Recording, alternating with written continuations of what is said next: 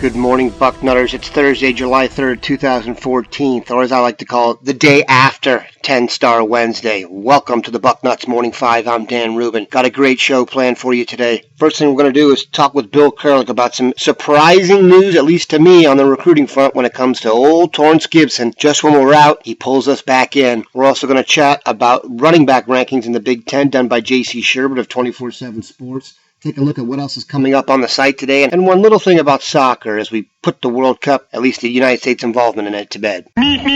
As promised, we check in with Bill Kurelic for the latest on Torrance Gibson and wide receiver Van Jefferson. Some Ohio State fans have been thinking that perhaps the ship has sailed when it comes to Ohio State and 5-star quarterback Torrance Gibson and 4-star wide receiver Van Jefferson. But as Lee Corso likes to say, not so fast, my friends.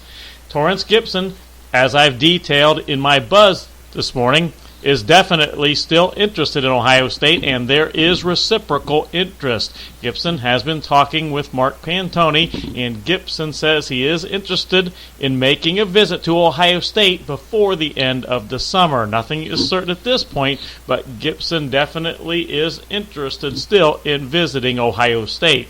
When it comes to 4-star wide receiver Van Jefferson, his mom tells me that her and father Sean Jefferson are hoping to visit Ohio State July 16th. That is not certain right now, but the Jeffersons are waiting for confirmation for a visit to Ohio State on July 16th. Certainly that would be huge for Ohio State. They would love to get him on campus at least one more time before he makes his college choice, and Jefferson is talking about making that college choice, in fact hoping to make it before the end of this summer, and the Buckeyes could possibly get the last visit before Van Jefferson makes his college choice. And again, I have this information in my buzz this morning on Bucknuts.com.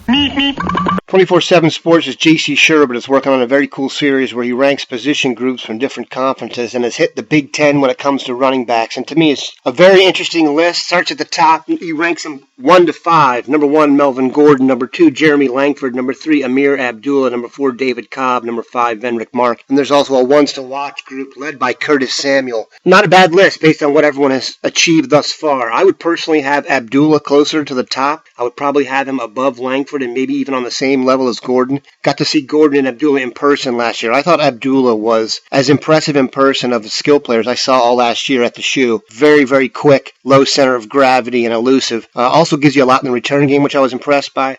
When it comes to Ohio State, I really think this shows everybody that people have gone back to sleep on Ezekiel Elliott. I would venture a guess that by the end of this season, he'll be ranked above Langford, Cobb, and Mark, and will be considered, even by the pros, as on the same level as Gordon and Abdullah. I'm also really high on Curtis Samuel, and everyone knows that. Of course, we reported that Urban Meyer has said Samuel's right now number 2 on the depth chart. If you look at the way the Big Ten is setting up running back-wise, there's a very good chance Ohio State's going to be on par with Wisconsin going forward in terms of depth of talent, not just talent at the top.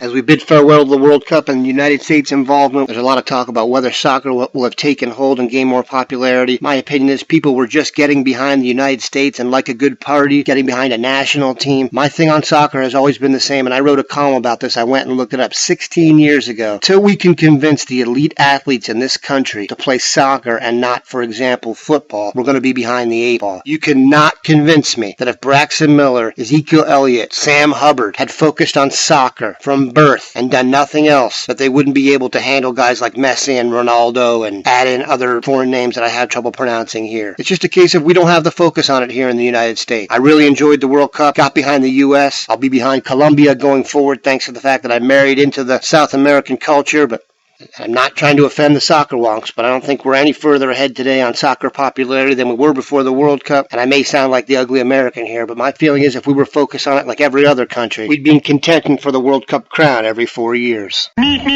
Keep it locked into Bucknuts all day. We'll obviously have some of the hangover glow from yesterday's 10-star extravaganza. The boarding house will return, and we've got a long view coming from Dwayne Long. Let's have a great one, Bucknutters.